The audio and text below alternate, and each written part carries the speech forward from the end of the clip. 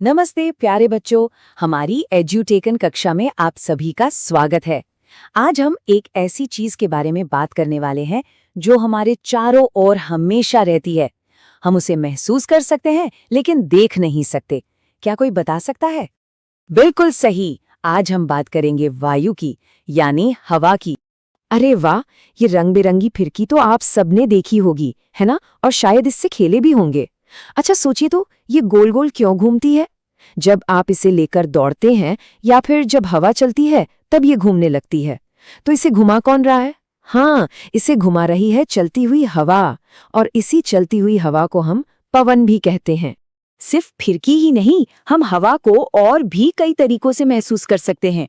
आपने कभी पेड़ों की पत्तियों की आवाज सुनी है?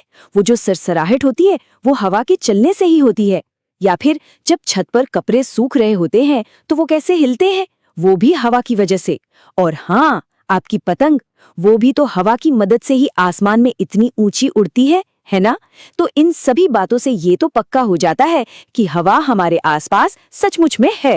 तो ठीक है, ये तो हमने मान लिया कि हवा होती है और हम उसे महसूस कर सकते हैं। लेकिन एक सवाल मन में आता है, अगर हवा दिखती नहीं है तो हमें ये कैसे पता चलेगा कि वो हर जगह है? और क्या वो जगह भी घेरती है? बड़ा मजेदार सवाल है। चलिए आज इसी का जवाब ढूंढते हैं। इस सवाल का जवाब हमें एक छोटे से लेकिन बहुत ही मजेदार क्रियाकलाप से मिलेगा। इसे आप घर पर भी कर सकते हैं, पर याद रखना किसी बड़े के साथ ही करना है।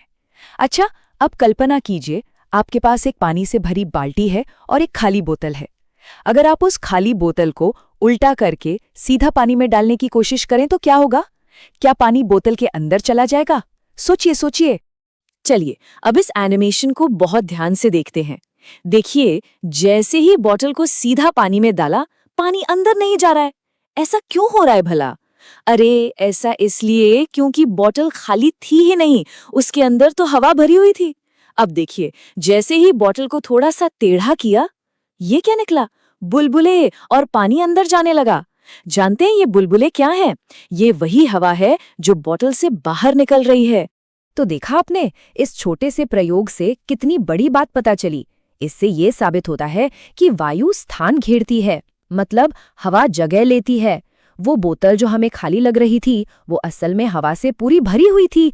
और ये हवा सिर्फ बोतल में ही नहीं, हमारे चारों तरफ हर खाली दिखने वाली जगह में मौजूद है। और पता है, सिर्फ हमारे आसपास ही नहीं, हमारी पूरी पृथ्वी के चारों ओर हवा की एक मोटी परत है, बिल्कुल एक कंबल की तरह, जिसने हमारी पृथ्वी को लपेट रखा हो। हवा की इसी परत को, इसी कंबल को हम कहते हैं वायुमंडल। पर एक मजेदार बात है, ये जो वायुमंडल का कंबल है ना, ये हर जगह एक जैसा मोटा नहीं है। जैसे जैसे हम ऊंचे पहाड़ों पर जाते हैं, ये हवा की परत पतली होती जाती है, हवा कम हो जाती है। आपने देखा होगा ना, जो लोग ऊंचे ऊंचे पहाड़ चढ़ते हैं वो अपनी पीठ पर एक सिलेंडर लेकर जाते हैं। वो इसीलिए क्योंकि वहां हवा इतनी कम होती है कि सांस लेना मुश्किल हो जाता है, तो वो अपने साथ ऑक्सीजन का सिलेंडर ले जाते हैं। ठीक है, तो अब तक हमने दो बातें सीखी। पहली कि वायु हर जगह है, और दूसरी कि वायु स्थान घेरती है। बहुत अच्छे। पर अब दिमाग में एक और सवाल आ रहा है कि ये वायु आखिर है क्या? ये किस चीज से बनी है? क्या ये कोई एक ही चीज है या फिर इसमें बहुत सारी चीजें मिली हुई हैं? चलिए अब इस पहेली को भी सुलझाते हैं। इसे समझने के लिए हम एक और बहुत ही आसान सा क्रियाकलाप करेंगे। ध्यान से स्क्रीन पर देखिए। यहाँ मेज पर दो मोमबत्तियां जल रही हैं। अब हम क्या करेंगे? हम एक मोमबत्ती के ऊपर एक कांच का ग्लास उल्टा रख देंगे। अब बस चुपचाप देखिए कि क्या होता है। देखा आपने? अरे, जिस मोमबत्ती को हमने ग्लास से ढका था वो तो बुझ गई, लेकिन दूसरी वाली अभी भी जल रही है। ऐसा क्यों हुआ? जरा सोचिए। इसका मतलब ये हुआ कि हवा में कोई ऐसी खास चीज है जो जलने में मदद करती है। ग्लास के अंदर वो चीज जितनी थी उतनी देर मोमबत्ती जली, और जैसे ही वो खत्म हुई मोमबत्ती बुझ गई। हवा की इसी चीज को जो जलने में मदद करती है हम ऑक्सीजन कहते। लेकिन रुकिए, एक और बात है। जब मोमबत्ती बुझ गई तब भी ग्लास के अंदर हवा तो बची हुई है ना? इसका मतलब ग्लास के अंदर की सारी हवा जलने में मदद नहीं करती। हवा का एक बहुत बड़ा हिस्सा ऐसा भी है जो जलने में कोई मदद नहीं करता। हवा के इसी सबसे बड़े हिस्से का नाम है नाइट्रोजन। तो इससे क्या पता चला? यही कि हवा कोई एक चीज नहीं है, बल्कि कई गैसों का एक मिश्रण है। अब जरा इस चार्ट को देखिए। हवा में सबसे ज्यादा लगभग 78% नाइट्रोजन होती है और लगभग 21% ऑक्सीजन होती है। यानी ये दोनों गैसें मिलकर ही हवा का लगभग 99% हिस्सा बना देती हैं। कितना ज्यादा है ना? अच्छा, तो बाकी का 1% कहाँ गया?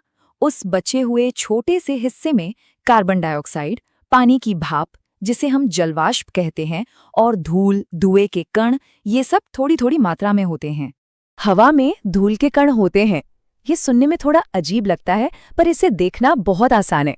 आपने कभी ध्यान दिया है जब किसी बंद अंधेरे कमरे में किसी छेद से सूरज की रोशनी आती है, उस रोशनी की लाइन में आपको छोटे छोटे कण नाचते हुए दिखते हैं? देखे हैं ना? वो असल में हवा में तैरते हुए धूल के कण ही होते हैं। हमारी दोस्त पहेली के मन में भी एक सवाल आ रहा है। वो सोच रही है कि घर की खिड़कियों के शीशे कुछ दिनों में गंदे क्यों हो जाते हैं? तो अब तो आपको इसका जवाब पता चल गया होगा, है ना? हाँ, हवा में जो धूल के कण हैं, वही धीरे धीरे शीशे पर जम जाते हैं। और बूझो का भी एक सवाल है। वो पूछ रहा है कि चौराहों पर जो ट्रैफिक पुलिस वाले अंकल खड़े होते हैं, वो मास्क क्यों लगाते हैं? तो बच्चों, ऐसा इसलिए क्योंकि जहां बहुत सारी गाड़ियां होती हैं, वहां हवा में धुआं और बहुत सारे धूल के कण मिल जाते हैं। ये हमारी सेहत के लिए अच्छे नहीं होते, तो मास्क उन्हें उस गंदी हवा से बचाने में मदद करता है। अच्छा, अब एक और बहुत ही मजेदार सवाल पर आते हैं। हम और आप तो हवा से सीधे सांस ले लेते हैं, पर जरा उन जीवों के बारे में सोचिए जो पानी में रहते हैं, जैसे मछलियां, या जो मिट्टी के अंदर रहते हैं, जैसे केंचुए। उन्हें सांस लेने के लिए ऑक्सीजन कहाँ से मिलती होगी? चलिए, इसका जवाब भी एक क्रियाकलाप से ढूंढते हैं। घर में जब पानी गर्म करते हैं, तो आपने कभी ध्यान दिया है, पानी के उबलने से ठीक पहले बर्तन के अंदर की तरफ छोटे छोटे बुलबुले चिपक जाते हैं। ध्यान से देखिए इस एनिमेशन में। पता है ये बुलबुले क्या हैं? ये पानी के अंदर घुली हुई हवा है। जब पानी गर्म होता है, तो ये हवा बाहर निकलने लगती है, और इसी घुली हुई हवा में जो ऑक्सीजन होती है, उसी से मछलियां और पानी के दूसरे जीव सांस लेते हैं। तो इसका मतलब पानी के अंदर भी हवा छुपी होती है। ठीक है, पानी का तो समझ आ गया। अब मिट्टी का क्या? चलिए, इसके लिए भी एक छोटा सा प्रयोग देखते हैं। अगर हम सूखी मिट्टी के एक ढेले पर धीरे से पानी डालें, तो देखिए इसमें से भी बुलबुले निकल रहे हैं। अब तो आप समझ ही गए होंगे कि ऐसा क्यों हो रहा है।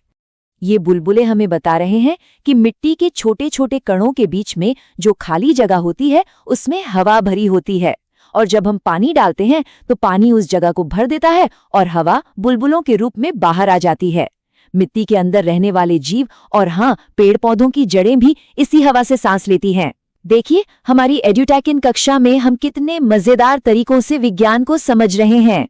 तो चलिए, आज की क्लास खत्म करने से पहले फटाफट देख लेते हैं कि हमने क्या क्या जरूरी बातें सीखी। पहली बात, हवा हमारे चारों ओर हर जगह है और वो जगह भी घेरती है। दूसरी बात, हवा कोई एक गैस नहीं, बल्कि नाइट्रोजन और ऑक्सीजन जैसी कई गैसों का मिश्रण है। इसमें थोड़ी धूल और जल वाष्प भी होती है। और तीसरी सबसे जरूरी बात, हवा सिर्फ बाहर ही नहीं, बल्कि पानी और मिट्टी के अंदर भी होती है। ठीक है बच्चों, अब जाते जाते आपके लिए एक सवाल छोड़कर जा रहा हूँ। सोचिएगा जरूर। हम सब और दुनिया के सारे जीव जंतु लगातार सांस लेने में ऑक्सीजन का इस्तेमाल कर रहे हैं, तो फिर हमारे वायुमंडल से ऑक्सीजन कभी खत्म क्यों नहीं हो जाती? इस पर सोचिएगा। इसका जवाब हम अपनी अगली कक्षा में ढूंढेंगे।